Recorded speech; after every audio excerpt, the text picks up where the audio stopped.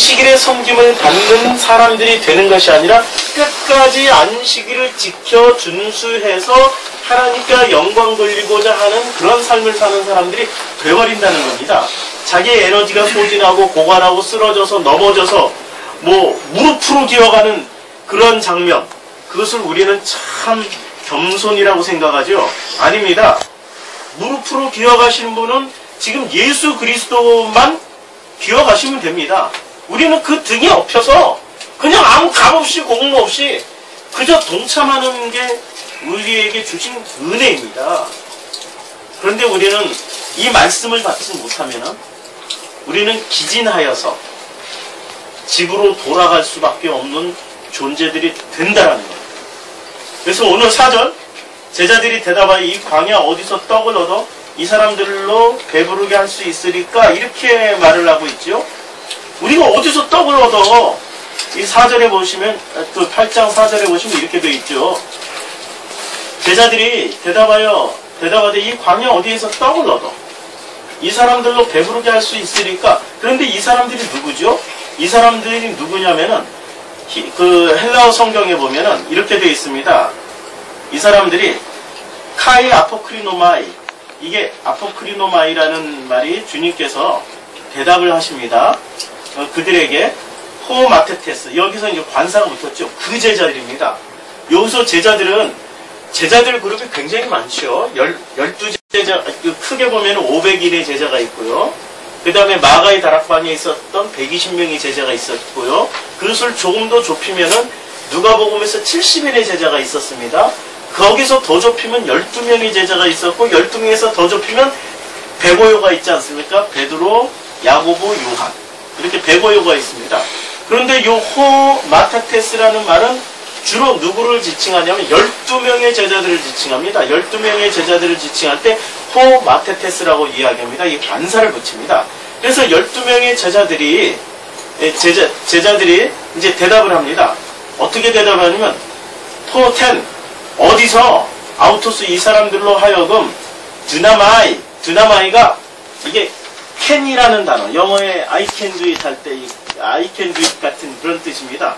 우리가 어떻게 할 수 있습니까? 누가 이 사람들로 배부르게 여기 떡을 알토스라고 그랬죠. 이 알토스는 성경에서 사람이 떡으로만 살 것이 아니라 하나님의 입에서 나오는 모든 말씀으로 산다라고 말을 하고 있지 않습니까? 자, 보세요. 이게 마태복음 4장 3절입니다. 여기 마태복음 4장 3절에서 시험하는 자가 예수께 나와서 가로되 내가 만일 하나님의 아들이거든 명하여 이 돌들이 떡덩이가 되게 하라 할 때 이 떡덩이가 알토스입니다. 그런데 주님이 대답을 하십니다. 사람이 떡으로만 살 것이 아니라 실제로 무엇으로 산다고 했습니까? 하나님의 입으로 나오는 모든 말씀으로 살 것이다 라고 말씀하고 있습니다. 그러니까 이 알토스가 신약성경에서 최초로 나온 데가 바로 마태복음 4장 3절입니다. 4장 3절 이전에는 알토스라는 단어가 안 나와요. 그러니까 이 알토스는 무엇과 관련된 말입니까? 하나님의 말씀과 관련된 이 단어입니다. 근데 이 하나님과 말씀과 관련된 이 알토스가 오늘 본문 마가복음 8장 4절에서 나오고 있죠. 8장 4절에서 이 알토스 어떻게 우리가 떡을 얻어 이 광야에서 떡을 얻어 먹이게 하겠습니까? 라고 이야기하고 있습니다. 이 광야는 어떤 데죠? 이 광야? 자, 이 에레미야라고 지금 돼 있죠. 보통 이 광야는 에레모스라고 표현하고 있습니다. 에레모스.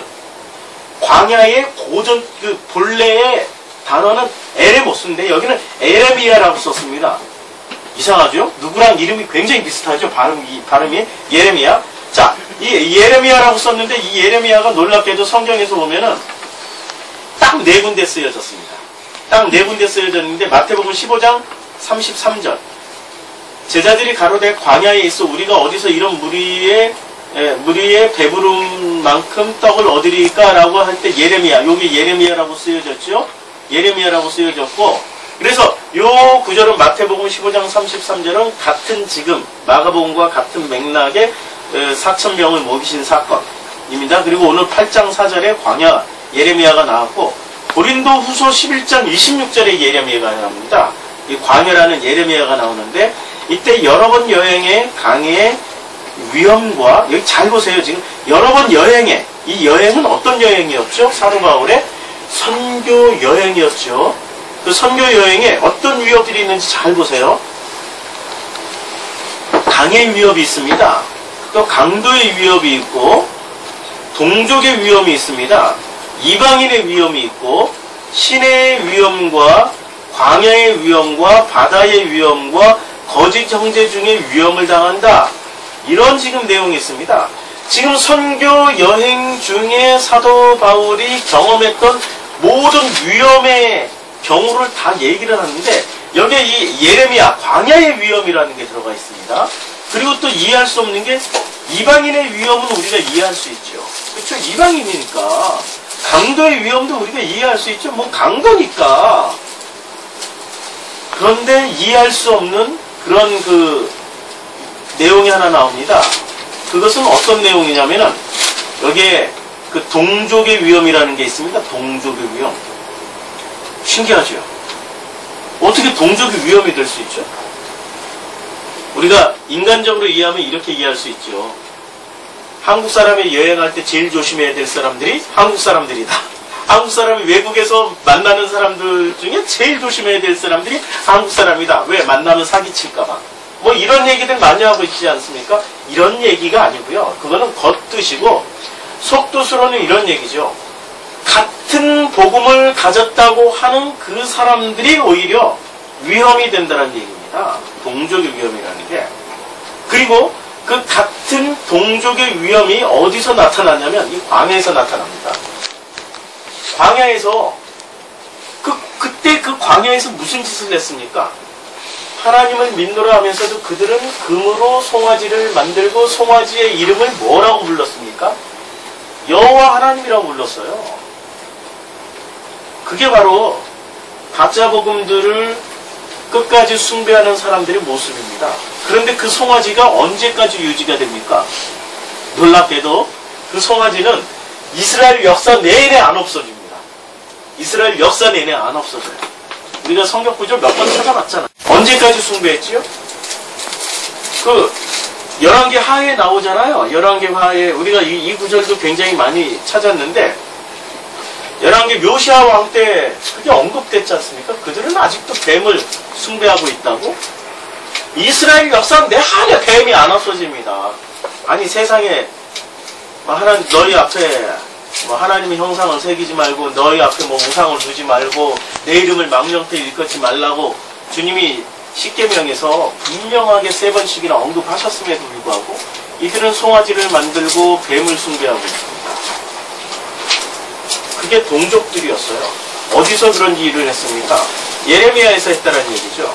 그러면 예레미야는 이 광야는 지금 이 성경에서 말하고 있는 이 광야는 어떤 의미를 가지고 있는 광야입니까?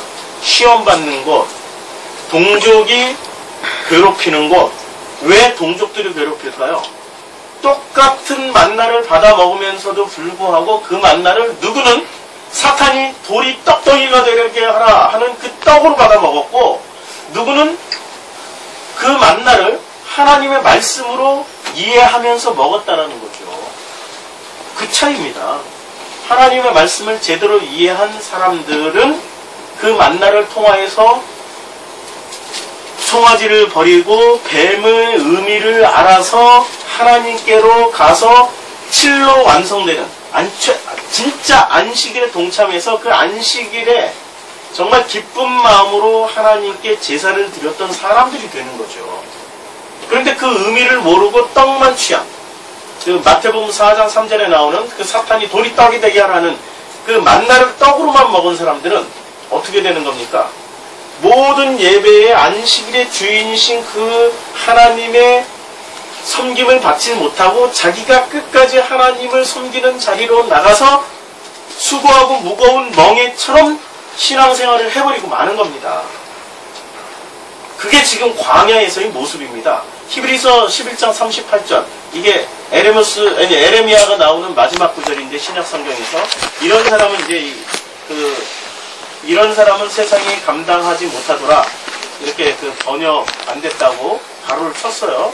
그러니까 이런 거 보면 참 신기해요. 이런 사람이 이런 사람은 세상이 감당치 못하더라. 저희가 광야와 산중과 아멸과 토굴에 유리한 있느니라. 이게 무슨 말입니까? 저희가 광야와 산중과 아멸과 토굴에서 유리하였다.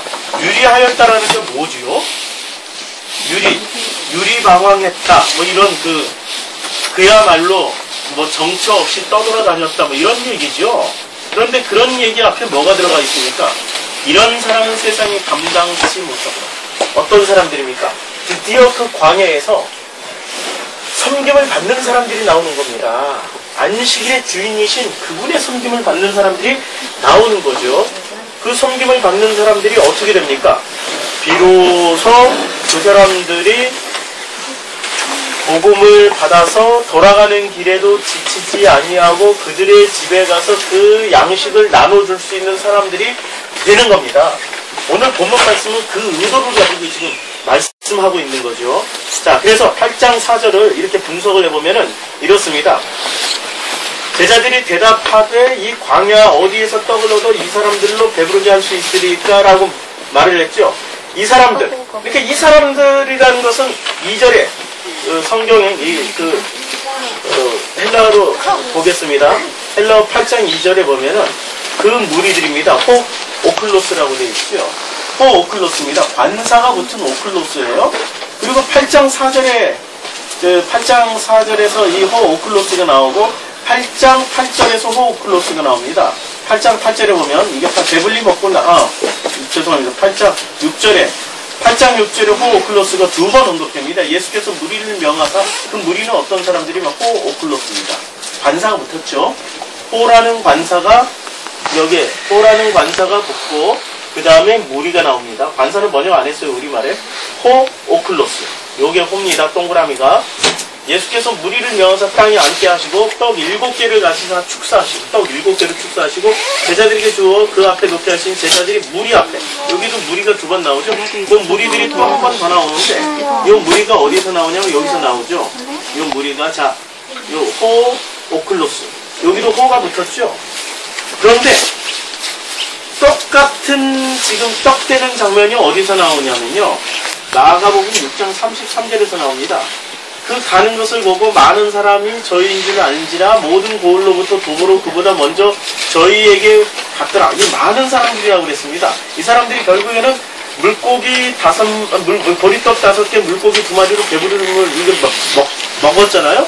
근데 이 많은 사람들을 뭐라고 표현하냐면 호 오클라스, 관사를 붙인 게 아니고요, 다르게 표현하고 있습니다. 많은 사람들 그냥 여기 폴루스, 이 폴루스라고 그냥 폴루스 오클로스 이렇게 되어 있습니다. 여기는 번역본이 좀 달라요. 이건 슈퍼바이블이 아니고 이거는 지금 디럭스 바이블이라 폴루스 오클로스라고 되어 있습니다. 자, 여기서 또 한 구절 더 내려가서 보면은 예수께서 나오사 큰 무리를 보시고 그 목자 없는 양 같음을 인하여 불쌍히 여기사 큰 무리를 보시고 그랬습니다. 큰 무리를 여기서 뭐라고 얘기했냐면 폴루스 오클로스라고 그랬습니다. 그렇죠? 여기는 관사가 안 붙어요. 그냥 폴루스라는 집단, 이 집합 명사가 붙어서 이렇게 무리를 지금 또 수식하고 있습니다. 자, 그 다음에 또 이 무리가 이제 또 어떻게 바뀝니까? 자, 때가 무리를 보내요. 자, 무리를 보내요. 여기 무리를 보내요. 두루 총과 마을로 가서 먹게 하시옵소서 라고 했을 때 이 무리를 뭐라고 그랬습니까? 아우토스로 그냥 말아버렸습니다. 구체적으로 호 오클러스라고 안 받았습니다. 그리고 이 성경 구절을 보면은 또 어떻게 얘기하고 있습니까? 대답하여 가라사대 너희가 먹을 것을 주라.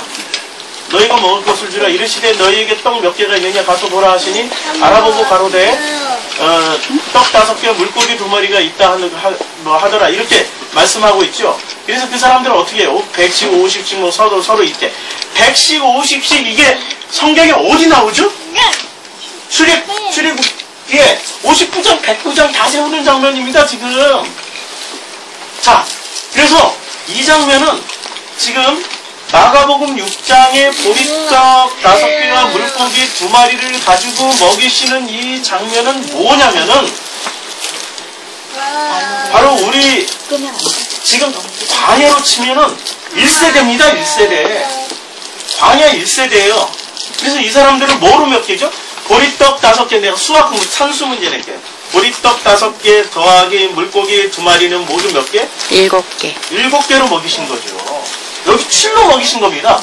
보리떡 5개가 보리떡의 정체가 뭐냐? 물고기의 정체가 뭐냐? 이런데 관심 두면 몇 길로 셉니다. 보리떡 5개, 물고기 2마리 합치면 7개죠? 그러면 이제 문제가 생깁니다. 이게 7병이어라고 그러죠? 7병이어라고 그랬는데, 이 7병이어에, 여기, 무리를 명하여 앉게 하시고, 8장 6절에 보면, 마가복음 떡 7개를 같이 축사하시면, 이거 7개는 맞아요. 그런데 8장 7절에 헷갈리는 구절이 하나 나와요. 또 작은 생선 2마리가 있는지라 이에 축복. 작은 생선 2마리라고 그랬어요. 자, 작은 생선 2마리의 정체를 한번 보겠습니다.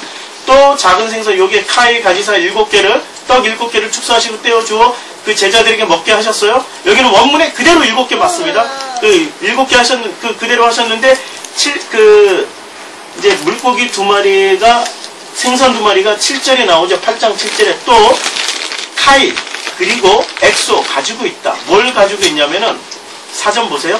악티디온이라고 그랬죠. 악티디온은 사전의 해석을 잘 보세요. 귀여운 물고기. 왜 귀엽다고 그랬냐면 너무 작아서. 아주 작은 물고기. 이거 아주 작은 물고기입니다. 이게 2마리라는 숫자가 있습니까 없습니까? 생선 2마리라고 이렇게 물고기 2마리라고 이렇게 번역됐죠. 생선 2마리라고 번역된 두어라는 숫자가 없어요. 그냥 a few라고 되어 있습니다. 그리고 영어 성경에도 어떻게 해석을 해놨냐면 a few 거의 a few가 거의 진짜 있을까 말까 하는 이런 수준으로 번역을 해놨지 숫자 언급 안 돼 있다니까. 이것 때문에 우리가 헷갈려요. 아예 이거는 숫자로 치지 않으려고 성경에서 일부러 그냥 이 단어, 물고기라는 익티디온이라는 단어를 그냥 써버린 겁니다. 생선에 해당되는 단어가 얼마나 많습니까? 그거 안 썼어요. 익스투스 뭐 이런 거 안 썼어요. 생선에 해당되는 단어를 안 쓰고 익티디온이라고 써버린 겁니다. 이거는 물고기를 숫자에 넣지 않으려고 7만 딱 말씀하시려고 익티디온이라고 넣은 겁니다. 그리고 그 뒤에 보조하는 이 단어가 있잖아요.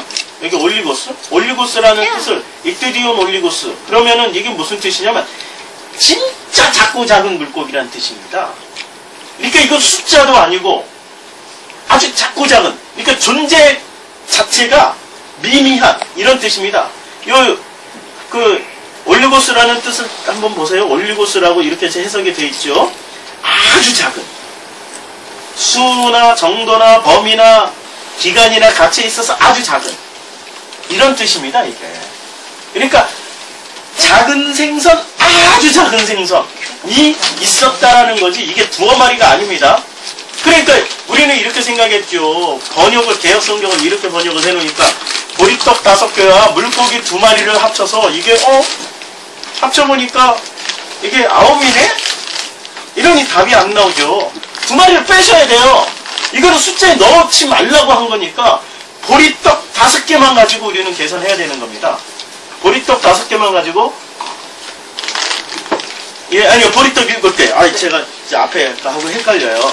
그러니까 이 앞에는 지금 물이라는 게 그냥 많은 무리들이라고 했고 그들은 보리떡 5개, 물고기 2마리를 분명하게 언급했습니다. 앞에는 디럭스 바이블은 놀랍게도 이 물고기 2마리를 분명하게 이렇게 계산을 했는데요. 자, 41절에 한번 보시겠어요? 41절에 보면은 41절에 예수께서 떡 5개와 물고기 2마리를 가지사 이렇게 돼 있죠. 그래서 물고기라는 것은 물고기도 셀 수가 있어요. 자, 여기서 보시면은 6장 41절 6장 41절을 이게 왜 안 넘어가냐? 이것만 넘어가네요. 6장 41절 여기서 보면은 이게 펜테, 요게 펜테가 5개입니다. 펜테 알토스 해가지고 보리떡 5개, 분명히 5개 언급했어요. 그 다음에 물고기 2마리인데 여기는 이게 어떻게 됐습니까? 익스투스 듀오라는 게 둘이라는 뜻이죠.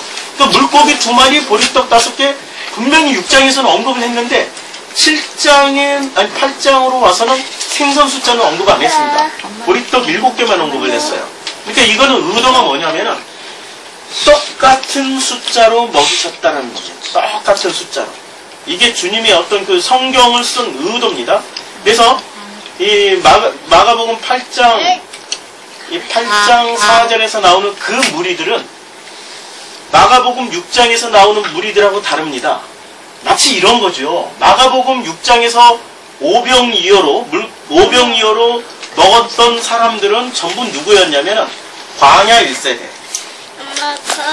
두 사람 빼고 한 명도 가나안 땅 넘어가 요단강을 건너보지 못한 바로 지금 이 6장과 8장 이 공간을 넘어서 가지고 6장에서는 광야 1세대를 이야기하고 있고 8장에서는 광야 2세대가 되어서 이들이 비로소 먹을 것을 가지고 합니다. 그래서 숫자도 5,000명에서 4,000명으로 줄은 거예요. 5,000명 중에 출현한 그 4,000명이라고 이야기를 하는 겁니다. 그래서 5,000명은 호가 안 붙습니다. 그냥 폴루스, 아우토스 혹은 파스 이런 단어로 그냥 굉장히 많다만 얘기하고 있습니다. 그러니까 5,000명이 아니고 실제로 숫자가 5,000명이 아닙니다. 파스 굉장히 많은 겁니다. 혹은 폴루스 굉장히 많은 사람들입니다. 그 5,000이라는 특정한 숫자를 의미하는 게 아니라 엄청나게 많은 사람 중에 드디어 정의 4,000을 딱 뽑아낸 겁니다. 그게 오클로스라는 뜻입니다. 이게 8장 4절에서 제자들이 대답하되 이 광야에서 어디서 떡을 얻어 이 사람들로, 그래서 이 사람들이 굉장히 중요한 사람들이에요. 이 사람들이 지금 어떤 사람이라는 얘기죠? 광야에서 그 시험, 동족의 위험, 강의 위험, 그 광야가 그런 광야라고 그랬죠? 동족의 위험, 강의 위험, 무슨 여러 가지의 위험들을 다 경험하고 이겨낸 그 사람들이 비로소 알토스의 의미를 알고, 그 떡의 의미를 알고 가나안으로 넘어간다는 얘기입니다. 이게 지금 8장 4절의 이야기입니다. 자, 그래서 이 광야에서 이 사람들이 받았던 것이 이제 그 만나였습니다. 그런데 이 오병이어의 광야 1세대를 거친 두 번째 광야 2세대가 이제 이들로부터 무엇이 시작되냐면 갈릴리 교회가 시작됩니다. 갈릴리 교회가 시작되는데 마가복음 14장 70절에서는 이렇게 이야기하고 있습니다. 마가복음 14장 70절입니다. 70절에 보면은 이제 이런 또 이제 이 베드로가 3번 부인하는 장면이 나오죠. 그래서 베드로가 부인 14장 68절부터 읽어보면 베드로가 부인하여 이르되 나는 내가 말하는 것이 도무지 알지 못하도다 깨닫지도 못하겠노라 하며 앞들로 나갈세. 69절 여종이 그를 보고 곁에 서 있는 자들에게 다시 이르되 이 사람은 그 도당이라. 여기는 도당이라고 언급을 했어요. 근데 70절에 그 도당이 뭔지를 구체적으로 또 정체까지 밝히고 있습니다. 14장 70절에 이렇게 나오죠. 또 부인하더라. 누가 부인했습니까? 베드로가.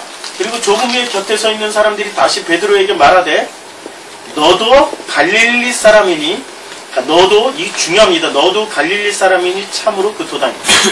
갈릴리 사람은 전부 뭐가 되어 있다는 거죠? 도당이 되어 있어요. 무슨 도당입니까? 예수 도당입니다. 80년대에 이게 우리가 어디 가서 말을 하면은 거시기 허유 하면은 사람들이 전부 뭐라고 그랬는지 아세요? 네 아버지 전라도 사람이니까 너 저 처음 DJ 당이구나 이렇게 얘기를 했어요.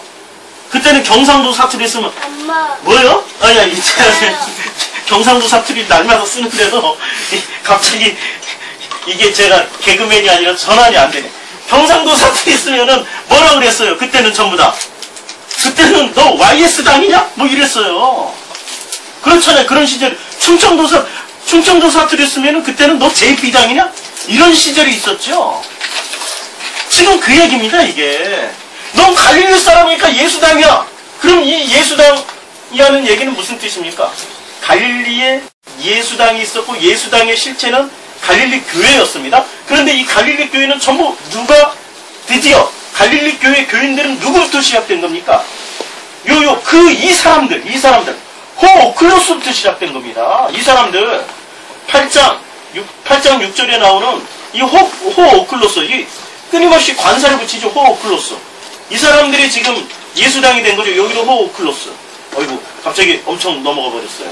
이게 참 예민합니다. 그래서 이 호오클로스들이 갈릴리 당이 드디어 시작된 겁니다. 떡을 처음에 7개의 양식을 얻어먹었을 때는 몰랐습니다. 예수라는 존재를. 그런데 그 1세대가 가고 2세대가 드디어 그 떡의 의미를 예수라고 알아듣기 시작하는 겁니다. 인자는 안식일의 주인이라는 그 말을 알아듣기 시작하는 겁니다. 그래서 그 광야는 어떤 자리였습니까? 그 광야는 하나님이 사람을 섬기는 자리였죠. 사람이 하나님을 섬기는 자리가 아니었습니다. 사람이 하나님을 섬겼던 1세대는 다 죽고 하나님이 사람을 섬겨서 처음부터 만들었던 그 2세대는 드디어 가나안 땅으로 넘어가기 시작하는 겁니다. 지금 2세대의 이야기를 하는 겁니다. 이 마가복음의 그 짧은 본문에서. 그래서 호오클러스라고 끊임없이 호를 붙여주는 겁니다.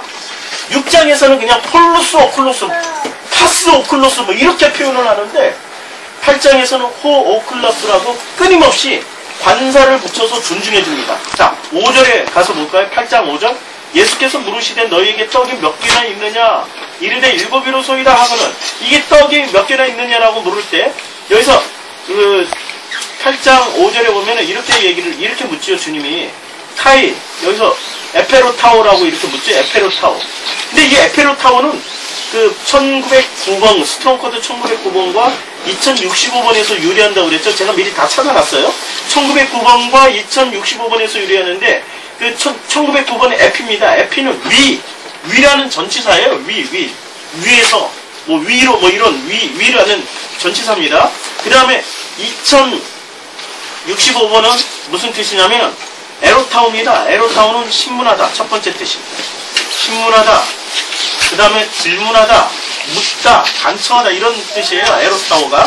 그런데 이게 에페로타오는 에피와 에로타오의 합성어니까 그래서 여기서 구하다라는 뜻인데 이 구하다라는 게 어떻게 구하냐면은 마치 신문하듯이 위에서 신문하듯이 묻는 겁니다. 구하고 묻는 겁니다. 찾는 겁니다. 이게 에페로타오의 뜻입니다. 에페로타오. 그러면 이 에페로타가 예수께서 물으시되 이렇게 예수께서 물으시는데 어떤 느낌으로 묻는 거죠? 하늘의 권위를 가지고 하늘의 하나님의 그 심판적 권위를 가지고 그 위의 자리에서 그 심판하듯이 묻는 겁니다. 너희에게 떡 몇 개가 있느냐? 이런 거죠.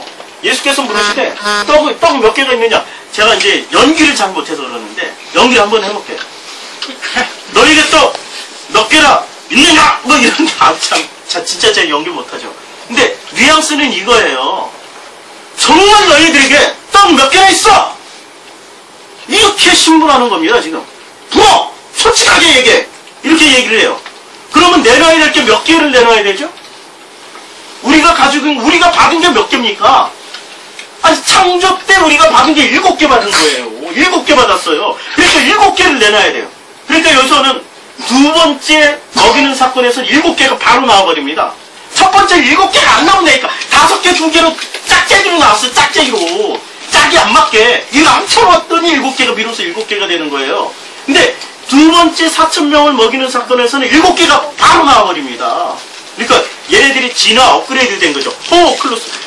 그 폴로스 오클로스에서 호오클로스로 이렇게 특정 무리가 될 때는 진화 발전해버린 겁니다. 이게 바로 지금 이 본문의 내용입니다. 그래서 예수께서 물으시되 이제 어떤 뉘앙스를 가지고 물었는지 아시겠죠? 너에게 떡 몇 개나 있느냐? 내놔봐! 이런 얘기죠. 그랬더니 그들이 7이로소이다. 이렇게 7개를 꺼내는 겁니다. 그러니까 먼저 주님은 이 얘기를 떡 내놓으라는 소리를 누구한테 하고 있습니까? 호오클로스한테 하고 있습니까? 지금 제자들에게 하고 있습니까? 마테테스. 근데 마테테스도 관사로 붙었어요. 4절에 보세요. 4절에 이제 그 제자들에게 지금 5절에 떡 내놔라 이렇게 말씀하실 때 누구한테 해놨냐면 호마테테스. 그 제자들 제가 분명히 얘기했죠. 이 제자들은 몇 명의 제자들이라고? 500명, 120명, 70명, 12명, 105요 3명까지 할 때 이 호흡자가 붙으면 대개 몇 명입니까? 12명. 그러면 12명은 이 성경에서 12은 누구를 얘기하는 거죠? 말씀을 가진 그 아들들, 그 자녀들, 당신의 자녀들, 당신의 양자들에게 떡 내라 하면은 우리가 내놓은 떡은 무슨 떡을 내놔야 돼요? 세상에서 받은 이 세상에 떡밖에 없어요. 7개밖에 내놓을 게 없다는 얘기입니다. 우리가 무슨 뭐 귀중하고 소중하고 뭐 엄청난 그야말로 착하고 바르고 열심히 살았던 결과물을 내놓는 게 아니고요. 하나님이 우리에게 그냥 주신 떡 7개를 내놓는데 그 7개의 의미는 뭐죠? 인자는 안식일의 주인이다. 이거 아는 거 내놓는 거예요. 인자는 안식일의 주인이다. 그래서 그 안식일의 주인이신 그 하나님이 우리를 섬기신다는 거죠. 마가복음, 이게 지금 마가복음 얘기입니다. 마가복음 얘기. 저는 마가복음에서 벗어나는 게 아니에요. 이게 영예가 아닙니다. 마가복음은 구절구절을 찾아서 얘기하는 거죠. 이게 성서신학이에요, 지금. 이게 바로 성서신학이고, 이게 지금 역사를 가지고 얘기하는 겁니다. 성경을 역사로 보고 성경을 그대로 풀어내는 거죠. 이 꿰고 있는 장면입니다. 지금 창세기부터 계시록까지 찾아가면서 이걸 찾아서 지금 설명하고 있는 겁니다. 자, 그 안식일의 주인이 어떻게 얘기했습니까? 마가복음 2장 27절에서 이러므로 사람이 안식일을 위해서 있는 것이 아니라 안식일이 사람을 위해서 있다고 말씀하고 있습니다. 사람을 위해서 존재하시는 그 안식일의 그 주인이신 예수께서 오셔서 지금 그걸 가르쳐 주시고, 내가 너희를 섬기는 것 같이 너희도 이 떡 7개를 받았으면 너희도 이렇게 섬겨. 뭐로 섬기죠? 알토스. 내가 너희를 알토스로 먹였던 것처럼 이 떡을 통해서 하나님의 말씀을 먹였던 것처럼 너희도 가서 하나님의 말씀을 먹이란 말이야. 이 말씀을 하고 있는 겁니다. 지금 8장 5절이. 8장 5절이 이 말씀을 하고 있는데, 사람들은 놀랍게도 뭐를 찾고 있어요? 그냥 떡만 찾고 있어요. 떡만 찾고 있습니다. 이게 지금 현실입니다. 자, 8장 5절에 예수께서 물으시되 너희에게 떡 몇 개나 있느냐? 이르되 7이로소이다. 그러니까 7을 내놓는 게 당연히 우리가 받은 게 7밖에 없어. 근데 그 7이 지금 내놓을 때 7은 어떤 의미죠? 이게 7이라는 의미가 정말 헷갈리게 쓰여져 있습니다. 하나는 알아먹는 7이고 하나는 못 알아먹는 7입니다. 알아먹으면은 인자는 안식일의 주인이 되어서 하나님의 섬김을 받는 7이 되지만, 못 알아먹을 때는 내가 섬겨야 되는 7이 되는 겁니다. 그래서 성경 구절에 이 7을, 자, 이 7이라는 단어가 지금 요게 어떻게 되어 있습니까? 헵타라고 되어 있죠? 헵타, 요게 7이라는 뜻이죠? 이 헵타라는 단어가 있는데, 이 헵타의 알아먹는 7과 못 알아먹는 7을 이렇게 구분을 해놨습니다. 이제 이 헵타가 굉장히 중요한 단어인데요. 제가 이 헵타는 어디서 그 70인 번역에 의하면은 이 헵타는 뭐를 번역한 단어냐면 쉐바를 번역한 단어입니다. 쉐바. 그래서 이 쉐바에 대한 단어를 제가 다 찾아봤어요. 근데 이 쉐바라는 단어가 얼마나 많은지, 이 쉐바라는 단어가 페이지 수만 거의 한 20페이지가 넘어가요. 신약에서 헵타로, 이게 7입니다. 헵타로 번역한 구약의 7은 즉 쉐바입니다. 그래서 이 쉐바가 들어간 성경 구절을 다 찾아봤어요. 다 찾아봤는데 이걸 다 찾아보면 얼마나 행복하겠어요.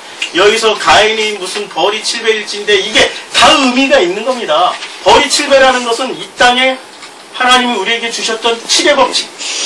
그 말을 못 알아먹으면 벌이 되는 겁니다. 그리고 벌이 77배다. 그러니까 못 알아먹는 것이 77배는 진짜 이거는 죽어도 못 알아듣는다는 얘기죠. 이게 무슨 다른 얘기하는 거, 이거 다 찾아보면 얼마나 행복하겠습니까? 지금 여기에 족보도 다 나오지. 이거 설교 준비하면서 드디어 이 족보의 비밀을 풀렸습니다. 7을 제대로 하니까 이 족보의 비밀을 풀렸는데 나중에 나눌 시간에 나누고요. 지금 중요한 거는 이걸 지금 7을, 이 7이라는 의미를 어떻게 알아가야 되냐면, 자, 창세기 이제 드디어 꿈을 꿉니다. 창세기 41장 4절에 보면은 그 파리한 소가 그 아름답고 살찐 소 7을 먹은지라. 지금 여기 그 살찐 소 7마리가 나오고 파리한 소 7이 나오고, 그리고 그 7소, 7 흉한 소, 7 뭐 튼실한 소. 알아먹으면 튼실한 소, 못 알아먹으면 파리한 소. 그렇죠. 그래서 또 그 출애굽기에 이 7이라는 숫자가 또 나오죠. 출애굽기에 어디에 나옵니까? 이 출애굽기에 보면은, 출애굽기에 이제 바로가 꿈을 꿔요. 바로가 꿈을 꾸는데 그게 7 그 소, 7 또 암소, 이게 나오죠. 그러니까 풍년과 흉년을 얘기하는 거죠. 이게 무슨 얘기냐면, 지금 7이라는 숫자를 제대로 이해하면은 풍년이요, 제대로 이해하지 못하면 흉년이라는 겁니다. 지금 이게 70인역에서 번역한 헵타를 쉐바를 헵타로 번역을 했어요. 70인역에서. 그래서 이 원래의 어원인 헵타의 어원인 쉐바를 다 찾아봤더니 7은 전부 다 이렇게 상징으로 쓰여졌어요. 전체 제가 이제 성경 본문을 우리 교회사랑 밴드에 올려놨더니 다운로드 받아가지고 그 관점에서 그 쉐바를 쫙 읽어보세요. 그러면 놀랍게도 다 풀릴 겁니다. 안 풀리면 저한테 물어보세요. 제가 다시 다 말씀드릴게요. 그러니까 시간이 없어서 지금 제가 건너뛰는 겁니다. 시간이 없어서 건너뛰는데, 자, 이 7은 창조 후, 그러니까 이 알토스는 광야에서 먹였던 만나 그들이 가진 것, 그들이 양식이었던 하나님이었습니다. 이제 그들이 가지고 있었던 거예요. 이미 언제 받았어요? 이 양식 500년 때 받았잖아요. 500년 때 받았으니까 두 번째는 짝퉁으로 나오는 게 아니야. 5둘로 나오는 게 아니라 이렇게 나눠서 나오는 게 아니라 7 바로 냈다니까? 500년 때 받아가지고 지금 7병2호 때 말이 없으니까 7병2호 4,000병을 먹인 사건 때 바로 7으로 나왔어요. 우리가 받은 게 7이에요. 근데 우리가 받은 걸 7을 가지고 누구는 마태복음 4장 3절에서 나오는 하나님의 입에서 나오는 말씀으로 알아듣고 그 사람은 섬기는 하나님의 섬김을 받는 사람이 되는 거고, 누구는 돈이 떡덩이가 되게 하는 일을 열심히 한다니까. 그런 사람은 자기네들이 하나님을 섬기는 일을 하게 됩니다.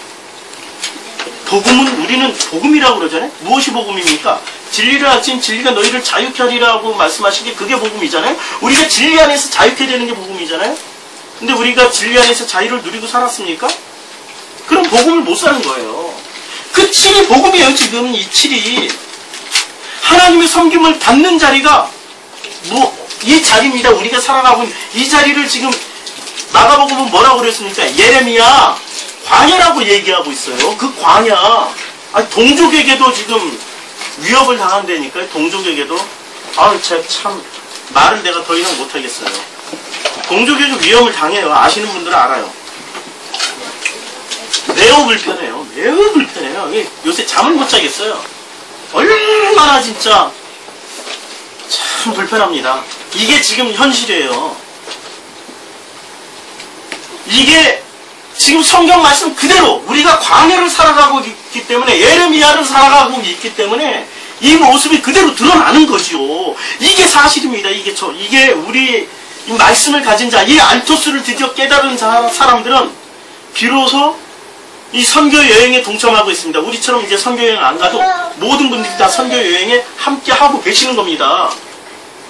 함께 하고 계시는 거예요.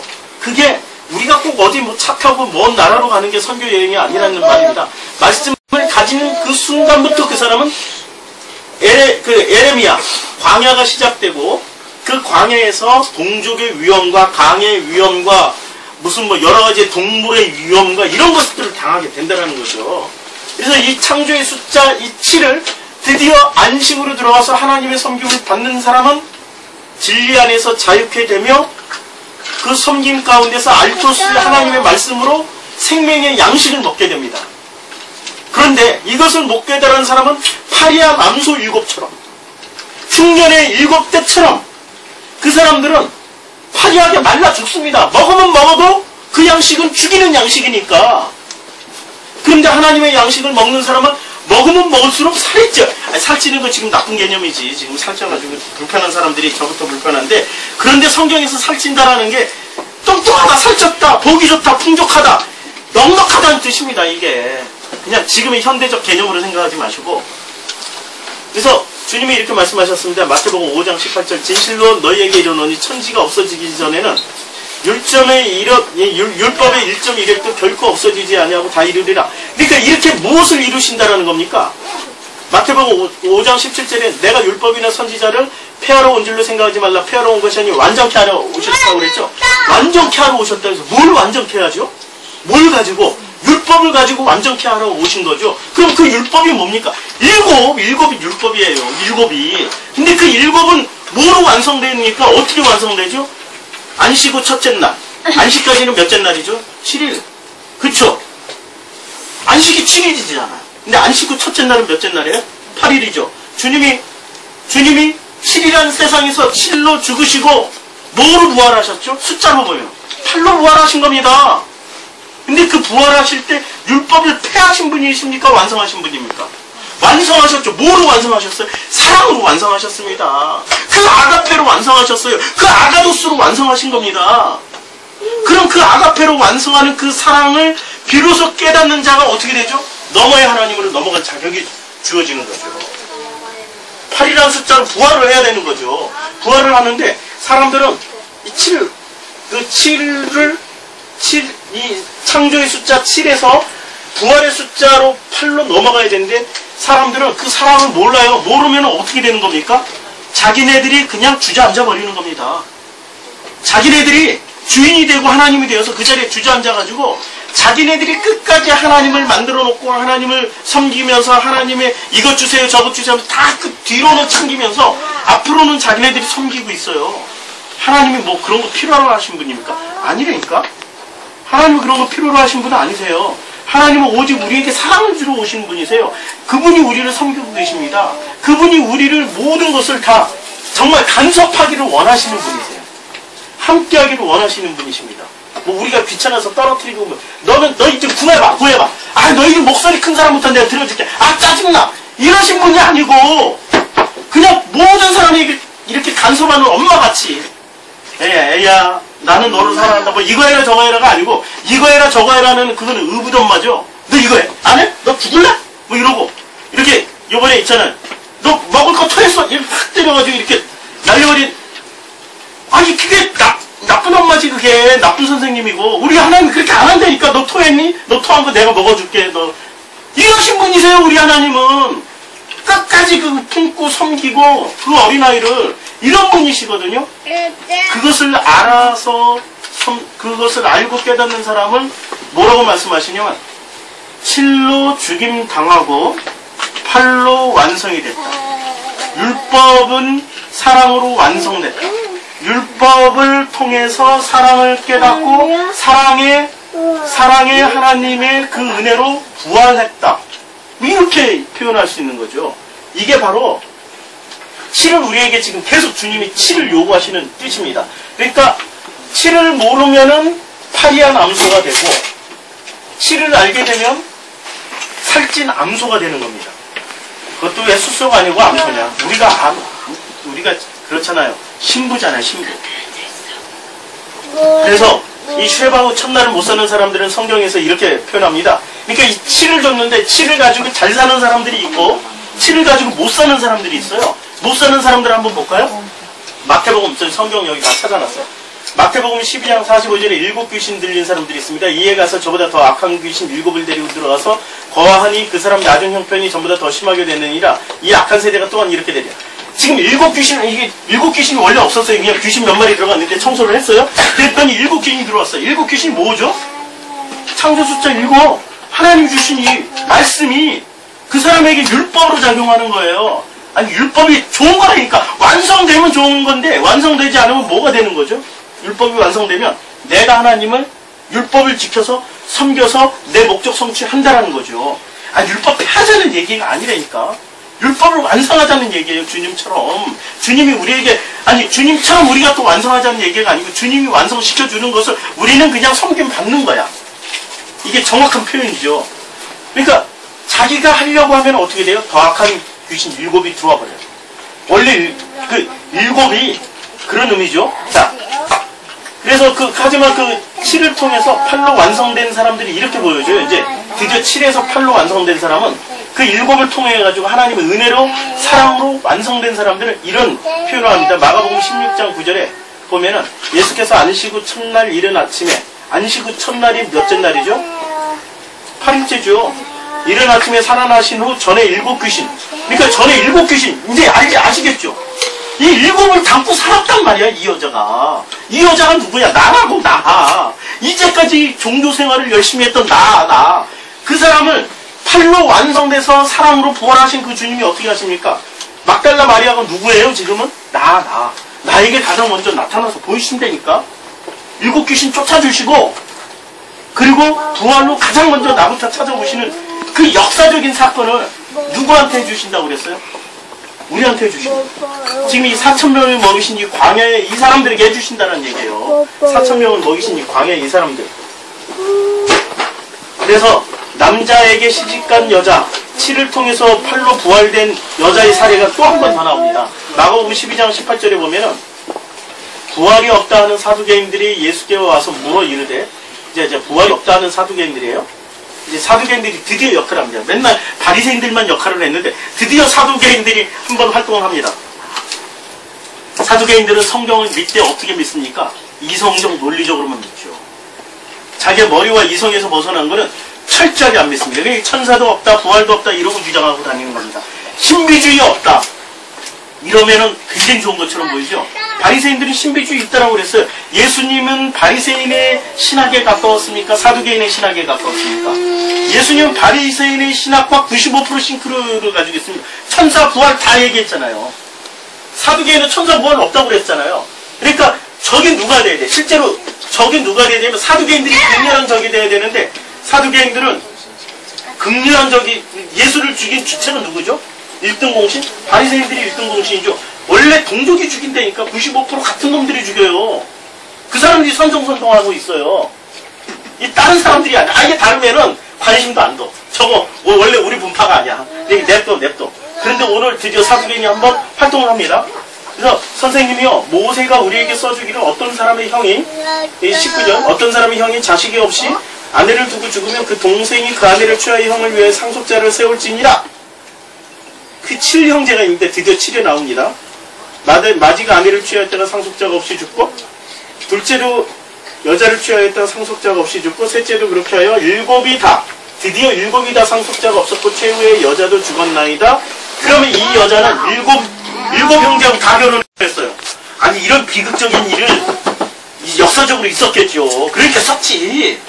근데 이 사실을 그냥 그대로 겉뜻으로만 알면은 성경의 깊은 뜻을 모른다니까.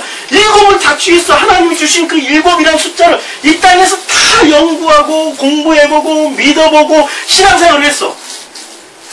그런데 어떤 소는 파리하게 말라서 죽어버리는 소가 있고, 어떤 소는 풍족하게 살찌는 소가 있어요. 누구는 부활에 참여를 못하고 누구는 부활에 참여해요. 근데 이 여자는 부활에 참여했네? 참 놀랍게 7사람이 다 그를 아내로 취하였으나 부활 때 곧 그들이 살아날 때 그 중에 누가 아내가 되리까? 라고 얘기를 했어요. 누가 아내가 되리까? 그랬더니 예수께서 이르시되 너희가 성경도 하나님의 능력도 알지 못함으로 오해함이 아니냐. 그러니까 성경도 하나님의 능력도 알지 못함으로, 사람이 죽은 자 가운데서, 이제 사람이 잘 보세요. 죽은 자 가운데서 살아날 때는 장가도 아니 가고 시집도 아니 가고 하늘에 있는 천사들과 같으니라. 이게 무슨 말입니까? 그러니까 부활 하늘나라에는 시집 장가 가는 일이 없어, 이런 얘기를 하는 거죠. 사람들이 전부 이렇게 얘기하고, 그 얘기가 아니고 지금 무슨 얘기입니까? 칠로 죽임을 당하는 겁니다. 십자가에서 죽는 것이 칠로 죽는 거예요. 우리가 받은 칠은 어디서 죽어야 돼요? 십자가에서 죽임을 당해야 되는 겁니다. 그리고 예수님이 말씀이 육신이 돼서 오신 그분은 이 7이라는 세상으로 오셨잖아요. 그래서 7은 반드시 죽어야 돼요. 반드시 죽어. 심판받아 죽고, 반드시 심판받아 죽어야 돼요. 이 7은 심판받아 죽는데, 그 7의 의미를 아는 사람은 어떻게 돼요? 부활하게 된다니까. 7의 의미를 모르면 부활에 참여를 못하는 겁니다. 근데 이것을 사두개인은 뜻을 모르고 뭐로만 이해를 했어요? 자기 머리 이성으로만 이해를 했어요. 머리 이성으로 이해를 하니까, 아니 7 남자와 결혼했던 이 여자는 부활해가지고 남편이 누구? 이렇게 묻는 거예요. 그러면 이 7 남자는 전부 누구죠? 아니 모르죠. 그럼 주님은 어떻게, 무엇을 가지고 지금 답을 하신 거예요? 창조의 7일을 가지고 답을 하신 거죠. 첫째 날, 이 7형제가 전부 누구예요? 첫째 날과 결혼하고, 둘째 날과 결혼하고, 셋째 날과 결혼하고, 넷째 날과 결혼하고, 결혼을 좋은 거잖아요. 제대로 결혼할 때니까. 5째 날, 6째 날, 드디어 7째 날 안식일까지 들어갔더니, 그러니까 이 여자 부활에 들어갔지. 부활에 들어가니까 거기에 시집 장가갈 필요가 없어. 왜? 7째 날에 드디어 안식일의 주인이신 예수님을 만나서 결혼해버렸으니까 더 이상 결혼할 필요가 없는 거예요. 신랑이 누구야? 그 7을 완성시킨 예수님이 신랑이야. 이 얘기를 지금 하고 있는 겁니다. 그러니까 결혼한 시집 장가갈 필요도 없다는 얘기예요. 그러니까 어떤 말씀도 만날 필요가 없는 거야, 이제는. 이게 지금 죽어서 된 일이 아니고 지금 여기서 일어나고 있는 일이에요. 여기서 예수님을 만나면 이제는 그 어떤 말씀을 찾아갈 필요도 없어. 그 어떤 말씀에 휘둘릴 필요도 없어. 여기서 이제 끝났어. 시집가고 장가. 성경에서 시집 장가는 주님과 결혼하든지 바알하고 결혼하든지 둘 중에 하나잖아요. 그렇죠? 바알의 나이 준 나이 남편이라는 뜻이라고 그랬죠, 지난번에. 그러니까 나이 준 나이 남편하고 결혼하든지 진짜 주님하고 결혼하든지 둘 중에 하나밖에 없는 거야. 그런데 진짜 남편하고 결혼해버렸어. 시집가고 장가갈 필요가 없는 거죠. 그래서 26절. 죽은 자가 살아난다는 것을 말할진대 너희가 모세의 책 중 가시나무 떨기에 관한 글에 하나님께서 모세에게 이르시되 나는 아브라함의 하나님이요 이삭의 하나님이요 야곱의 하나님이라 하신 말씀을 읽어보지 못하느냐? 하나님은 죽은 자의 하나님이 아니요 산 자의 하나님이시라 너희가 크게 하였다. 자, 이것을 죽은 자의 하나님으로만 생각하면 죽은 다음에 부활을 얘기하는 거죠. 근데 지금은 주님은 무슨 얘기를 하고 있어요? 그 말씀을 받은 자가 지금 여기서 8일째로 부활해서 너희가 지금 크로노스와 카이로스와 크로노스를 동시에 살아간다라고 얘기하는 겁니다. 이게 천국에 가까웠다.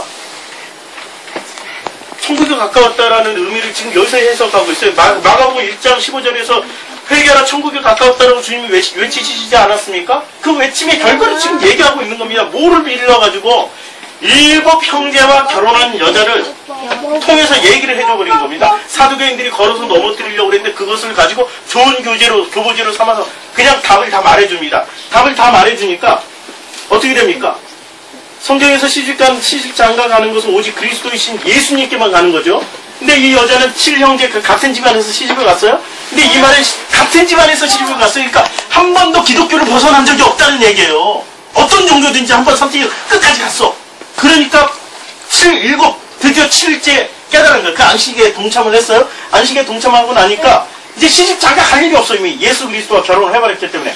그래서 17절 이제 이런 얘기 나오죠. 이제 12장 27절 제가 말씀을 좀 더 찾아볼게요.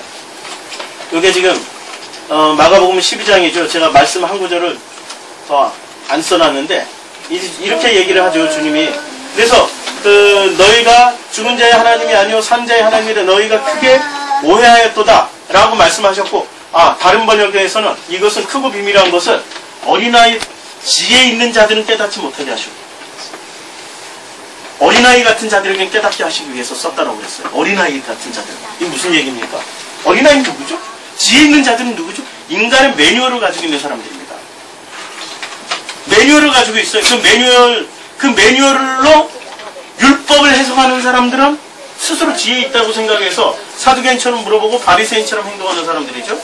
근데 그 매뉴얼을 다 없애고 나서 성경을 보니까 그 율법이 사랑이었네? 라고 알게 되는, 그 율법이 완성이 사랑이었고 그 사랑을 위해서 주님이 오셔서 가르쳐 주셨네? 그런 사람들이 7에서 8로 드디어 안식 후 첫째 날로 부활을 하는 거죠. 지금 이게 놀랍게도 8장 4절부터 8절까지 이 얘기하는 겁니다. 지금 성경 전체를 얘기하는 거지, 무슨 성경에 몇 명 먹였더니 예수님의 그 놀라운 기적이 우리에게 일어나가지고, 기적 물론 일어나죠. 주님이신데, 근데 그 속뜻을 알아가자는 거지. 본래의 뜻을. 그래서 이 7을 또 어떻게 얘기하냐면 마태복음 1장 17절에 그런즉 모든 대수가 아브라함부터 다윗까지 14대요. 14대라는 것은 2 곱하기 7이죠. 7이 2번 들어갔다는 거예요. 다윗부터 바벨론으로 잡혀갈 때까지 14대요. 7이 2번 들어갔어요. 바벨론으로 잡혀간부터 그리스도까지 14대라. 7이 2번 들어갔어요. 자, 그 다음에 누가복음 3장에도 족보가 나오죠. 누가의 족보도 77인의 조상을 열거로 합니다. 즉 이 세상은 모두 7밖에 알 수가 없어요. 8은 절대 알 수가 없어요. 7밖에 알 수 없다는 얘기예요. 족보도 7이요. 지금 누가의 족보도 77명을 언급하고, 그리고 그 7이 십자가에서, 그래서 이 7을 8로 어떻게 건너가는 그 방법은 어떻게 가르쳐 주시냐면, 주님이 사흘 만에 내 성전을 허물어 버린다. 아니, 부활되려면 죽어야 부활되잖아. 근데 어디서 죽어야 부활이 돼요? 주님은 분명히 이렇게 말씀해 주세요. 십자가에서 죽은 자만 팔로 부활이 된다고. 십자가에서 죽는 그 순간이 우리에겐 저주요 심판이지만 그 순간이 하나님의 섬기심이라는 것을 역으로 얘기를 해주고 있는 겁니다. 그래서 사도 바울은 나는 날마다 죽노라, 날마다 죽는다는 말이 고통스럽다는 얘기가 아니고 나는 날마다 나는 날마다 부활한다고 그러지 않습니까? 날마다 죽고 부활한다고. 그게 바로 지금 사도 바울이 이야기하는 겁니다. 7의 숫자를 가진 우리는 반드시 죽어야 됩니다. 왜냐하면 이 창조의 피조물인데, 피조물이 세상은 생명이 있지요. 영원한 게 없습니다. 무엇이 영원합니까? 이 피조물 세상에서 영원한 게 있습니까? 몇억 년, 몇백억 년을 살다 가는 이 우주의 갤럭시, 별들, 태양, 그러나 그것들도 반드시 죽는다고 되어 있습니다. 신의 세상은 반드시 죽게 되어 있어요.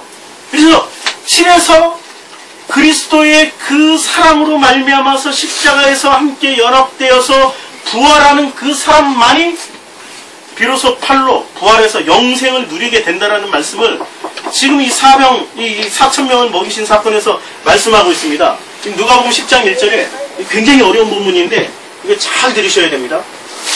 이 본문을 지금 말씀할까 안 할까 밤새 고민했는데 말씀드릴게요. 누가복음 10장 1절에 그 후에 주께서 따로 70인을 세우세요. 그리고 친히 가시는 각 동네 각 지역으로 둘씩 앞서 보내시며, 근데 이 70인은 곧 이 세상에서 가질 수 있는 전부를 가지고 보내시는 장면입니다. 70이라는 숫자가 7 곱하기 10 아니에요. 10이라는 것은 모든 것이라는 뜻이에요. 우리가 땅에서 받은 모든 것을 가지고 전도를 보내버리시는 겁니다. 누구를? 제자들을. 그러니까 이 70은 땅의 것을 다 가지고 가서 전도를 했어요. 땅의 것을 다 가지고. 그렇죠? 땅의 것을 다 가지고 전도를 한 거예요. 지금 땅의 것이 뭡니까? 7로 받은 그 땅의 것들. 사랑이 빠진 모든 거예요. 하나님이 사랑에 빠진 모든 거예요. 알게 되면 그 7을 알게 되면 8로 완성이 돼서 7 더하기 1이 돼서 8이 되는 겁니다. 근데 아직 7 더하기 1이 아니에요. 지금 주님이 부활을 안 하셨으니까. 그러니까 그래서 7을 10번씩이나 줘서 보내버린 겁니다. 7을 10번씩이나. 그리고 엄청나게 이 땅의 것들을 챙겨서 보내줬어요. 이 땅의 것들이 뭐죠? 이 땅의 것들이 뭐가 있습니까? 종교에서 제일 많이 하는 게 뭐죠? 신비 중에 제일 대표적인 거. 귀신 쫓고 병 낫고 사람 살리고 하는 거죠. 그렇죠. 눈에 보이는 일들 있잖아요. 이 7의 세상은 눈에 보이는 일들의 세상에서 눈에 보이는 일들만 하고 오는 겁니다. 그래서 이 70인이 갔다 와서 무슨 일을 합니까? 결과가 10장 17절 70인이 기뻐하여 돌아와 이르되 주여 주의 이름이면 귀신들도 우리에게 항복하되. 지금 당연한 결과예요. 그렇죠. 당연한 결과예요. 지금 18절 예수께서 이르시되 사탄이 하늘로부터 번개같이 떨어지는 것을 내가 보았노라. 지금 이게 무슨 얘기입니까? 7이 10으로 온전케 되는 순간 사탄이 하늘부터 땅으로 떨어진다는 거예요. 7의 의미를 제대로 깨닫기만 해도 사탄이 누군지를 안 되니까. 그리고 그 다음에 19절에 놀라운 말씀 또 하십니다. 내가 너에게 뱀과 정갈을 밟으며 원수의 모든 능력을 제어할 권능을 주었으니 너희를 해칠 자가 결코 없으리라. 우리는 이거 귀신 쫓을 때 이거 얼마나 많이 암기해가지고 막 써먹습니까? 누가복음 10장 17절에 분명히 약속해놨다. 이 뱀과 정갈을 밟고 관대를 줬고 너희는 이미 너희 대가리는 하늘에서 땅으로 떨어졌다. 이 귀신아 나가 막 이런 거 하잖아요. 저도 이렇게 많이 했습니다. 근데 뱀을 밟을 권능을 주신다고 그랬는데 뱀은 누구죠? 예수 자신이잖아요. 장대에 달린 노뱀이잖아요. 아니 이런 사람이 어디 있어요? 당신 스스로가 밟혀서 죽을 것이라고 말씀하시는 거예요. 이게 십자가 사건이잖아요. 지금 이게 십자가 사건이에요. 십자가 사건을 통하여서 우리가 십자가 사건에 연합하라는 말씀입니다. 이해하기가 너무 어렵지. 나중에 이 구절만 하나 가지고 설교를 할게요. 이거 몇 번 설교를 해야 될 분량인데 짧게 지나가니까 어쩔 수 없이 이해를 좀 해주세요. 그러나 20절 그러나 귀신들이 너에게 항복하는 것으로 기뻐하지 말고 너희 이름이 하늘에 기록된 것으로 기뻐하라. 귀신이 귀신이 뭡니까? 다른 호람의 말 7이라는 이 말씀을 우리에게 주셨어요. 7말씀 7번 약속을 하신 건 말입니다. 보시기에 좋았다라고 7번을 말씀하셨어요. 정말 보시기에 좋았다라는. 그런데 보시기에 좋았다라는 것은 혼합해요. 이건 보기에 좋고 요건 나빠. 그래서 좋은 것은 우리가 취하고 나쁜 거는 다 멸하고 우리가 새로운 세상을 만들어야 돼.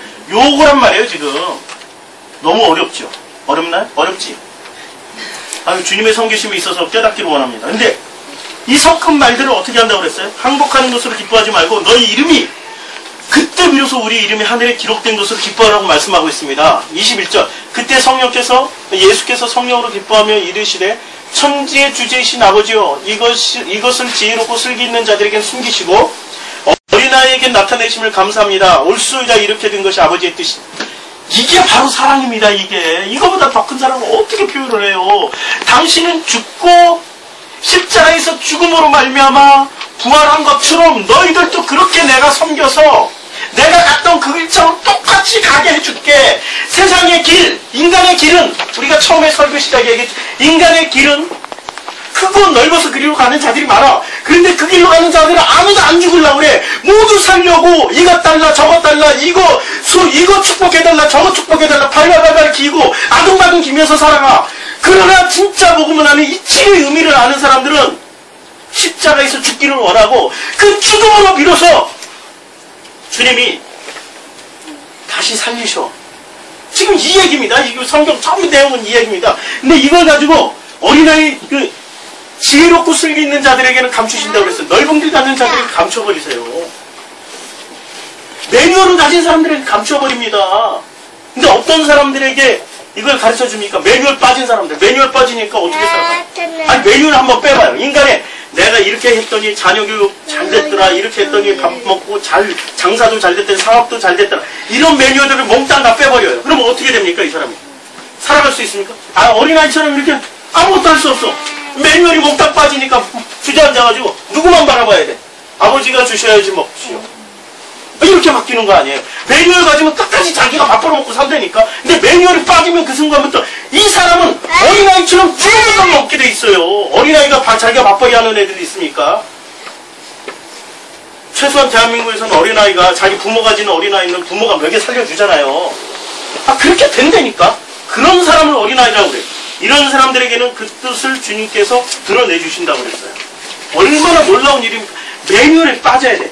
무슨 매뉴얼? 7이라는 매뉴얼이 우리 안에 들어왔어요. 근데 그 7이라는 매뉴얼을 십자가에서 죽고 그리스도의 사랑으로 말미암아서 부활되는 사람이 있고, 그 7이라는 매뉴얼이 빠짐으로 말미암아 십자가에서 죽고 부활로 사랑으로 이렇게 부활하신 분들이 있지만, 그 매뉴얼을 움켜잡고 죽는 길로 안 나가고 사는 길로 가려고 하는 사람들은 죽어버립니다. 그래서 성경이 죽고자 하는 자는 살고 살고자 하는 자는 죽는다고 그랬어요. 살고 싶습니까?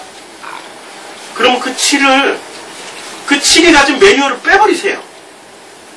7에서 만들어낸 온갖 매뉴얼들이 있습니다. 요거 빼버리세요. 그러면은 비로소 그때부터 그 7이란 매뉴얼은 특징이 뭐가 있죠? 5 더하기 2. 7을 나눠가지고 5 더하기 2로 가져버리는 거예요. 하나님의 것 2, 자기 것 5을 가져버리는 거죠. 요게 특징이에요, 요게. 아니, 거꾸로 얘기해서 보리떡이니까 하나님 것 5에 자기 것 2개만 섞어도 그게 7이 돼버리는 거죠. 그런데 지금 4,000명 먹일 때는 아예 그 물고기 2마리를 어떻게 해버렸어요? 거의 없어. 물고기 2마리 없애버리고 보리떡 5개만, 아니 보리떡 7개만 딱 취해버렸잖아요. 제대로 아는 거죠. 지금 제대로. 지금 6장과 8장 사이는 엄청난 변화 발전이 생겨버린 겁니다. 하나님 말씀을 드디어 알아듣기 시작하는 거죠. 그 안토스가 뭔지를 알게 되는 거죠. 그래서 이 헵타. 좀 더 할까요? 시간이. 이게 헵타의 의미를 계시록까지 좀 가야 되는데, 계시록까지 좀 갈게요. 자, 계시록에 보면은, 계시록에는 이 헵타라는 단어가, 이제 신약성에는 헵타라는 단어가 88번 나와요. 88번 나오는데, 계시록에 거의 대부분 다 나옵니다. 요한계시록에 보면은, 그, 요한계시록 1장 4절부터 나오는 그 7개가 있죠. 그리고 7이죠. 7 금초대, 계시록 1장 13절에 나오죠. 7별, 계시록 1장 16절 이하에 나오죠. 7령, 계시록 1장 4절, 계시록 4장 5절. 그리고 7인, 계시록 5장 2절. 7뿔과 7눈을 가진 어린 양, 계시록 5장 6절. 7 나팔 가진 7 천사, 계시록 8장 6절부터 계시록 11장 15절. 7 우레, 계시록 10장 4절. 7 재앙, 계시록 15장 1절 이하 등이 이렇게 나와요. 여기서 7이라는 숫자가 실제적인 의미를 보여야 돼.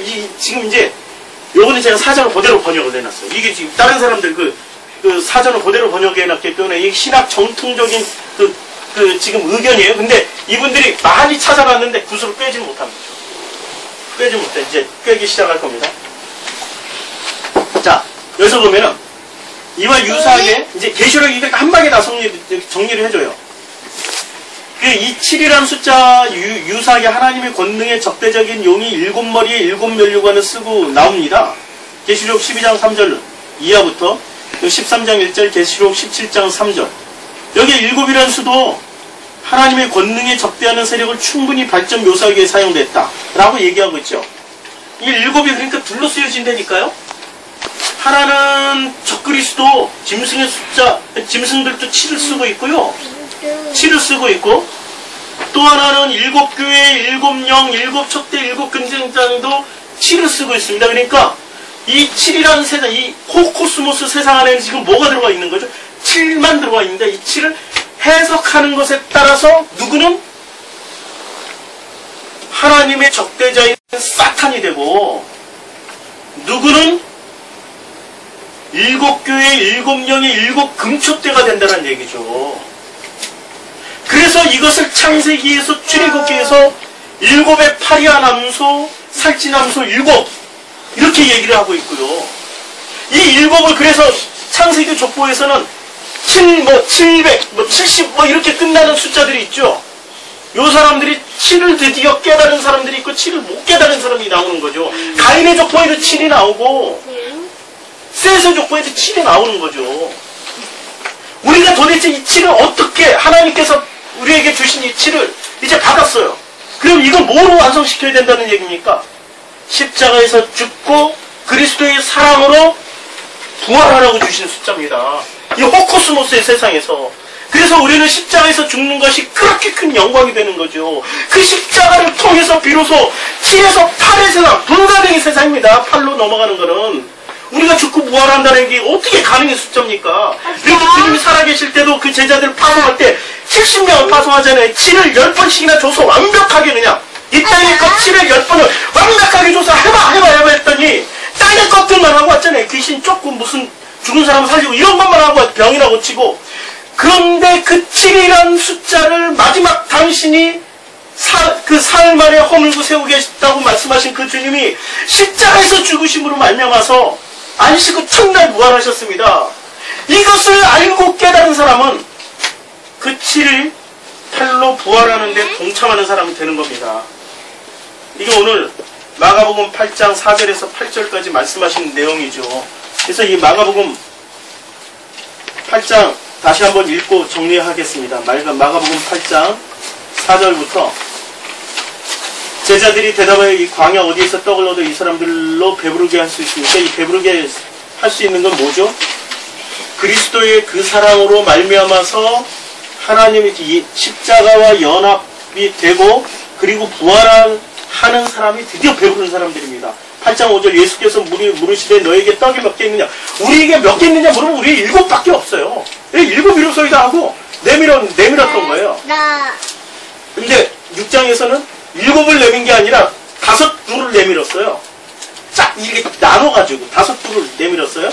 6절 예수께서 무리를 명하여 땅에 앉게 하시고 떡 7개를 가지사 축사하시고 떼어 제자들에게 주어 나누어 주게 하시니 제자들이 무리에게 나누어 주더라. 이 축사를 하셨다라는 게 제가 이게 축사를 설명을 안 했는데 나중에 말씀드릴게요. 축사를 하시고 제자들에게 무리 호클로스들에게 나누어 주셨어요. 근데 또 작은 생선 2마리는 그 숫자가 없는 거라고 그랬죠. 2마리는 아예 없어요. 아예 2마리란 말 자체가 없어요. 원문에는. 이에 축복하시고 명하사 이것도 나누어 주게 하시니 그리고 배불리 먹고 남은 조각 드디어 몇 방주를 거둡니까? 7을 먹고 7을 거둬요. 이게 이 땅에서는 그럴 수밖에 없어요. 그래서 우리가 부활에 동참하고 있는 카이로스와 크로노스로 동시에 살아가는 사람도 우리에게 나타나는 게 7밖에 없으니까 우리는 어떻게 해요? 아니 신비주의가 얘기하는 그 기쁨과 막 그 성령 받아 하호호호 깔깔깔깔 하고 그런 짓 많이 하잖아. 이렇게 막 터치하면은 머리에 탁 깨가지고 쓰러져서 짜국짜국 굴러다니면서 희락이 영이 터졌다고 호호하하 낄낄거리면서 얼마나 떼국떼국 굴러다니면서 막 자기 위에 떼국떼국 굴러 일어나면 표정까지도 이렇게 환하게 광채나는 표정으로 바뀌고 그걸로 증거 삼아서 와 기쁘다 할렐루야 아멘 이러고 살아가는 그 증거물들이 우리에게는 없다니까. 왜냐면 우리가 이 땅에서는 도로 거두는 게 뭘 거둬요? 7방주리 7개밖에 못 거둬요. 우리가 지금 7을 살면서 8을 살고 있는 사람들이란 말이에요. 이 현실에선 7밖에 우리가 못 줘요. 근데 그 7의 의미를 통해서 깨닫는 사람은 8로 이렇게 살아가는 거죠. 8의 의미를 아는 사람은 이 땅을 살아가면서 왜 이렇게 힘들까 어려울까 하면서도 소망이 동시에 진행되고 있는 겁니다. 동시 진행형으로 소망이 진행되고 있기 때문에 우리가 그나마 살아갈 수 있는 거예요. 그런 그런데 이 소망이 어디서 현실이 되죠? 믿음은 바라는 것들이 실상에 보이지 않는 것들의 증거로 우리에게 실상이 돼서 나타납니다. 언제? 우리가 십자가에서 죽듯이 우리가 드디어 이 모든 것을 우리가 깨달았을 때 알게 되고 확인하는 가정은 과거의 하나님에서 말씀에서 이 호코스모스에서 꼭 역으로 호코스모스에서 말씀으로 드디어 야, 이 말씀 답이 없네? 이렇게 알고 스탠바이 되는 순간 주님이 어떻게 하실까? 요한복음 14장 20절 너희가 내가 너희가 그 순간 우리가 이제는 성경에서 말씀하고 있는 근심, 걱정 모든 것이 사라진 그 순간이 되는 거죠.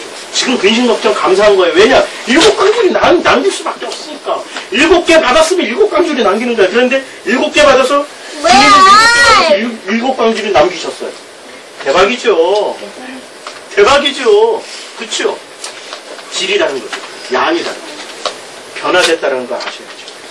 그 안에는 그 7강줄이 안에는 드디어 7과 부하로 첫째 날이 동시 진행으로 진행되고 있습니다.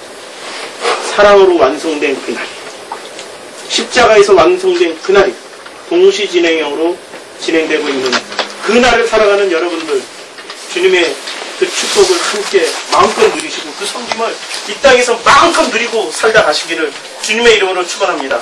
기도하겠습니다. 아버지 감사합니다. 그날을 살아가는 우리들, 그러나 우리는 7에 주저앉을 수밖에 없는 또 연약한 사람들입니다.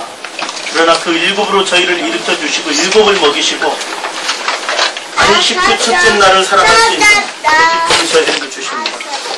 이 모든 그 감사할 조건들로만 채워주시는 우리 주님께 감사드리며 예수님의 이름으로 기도드렸습니다.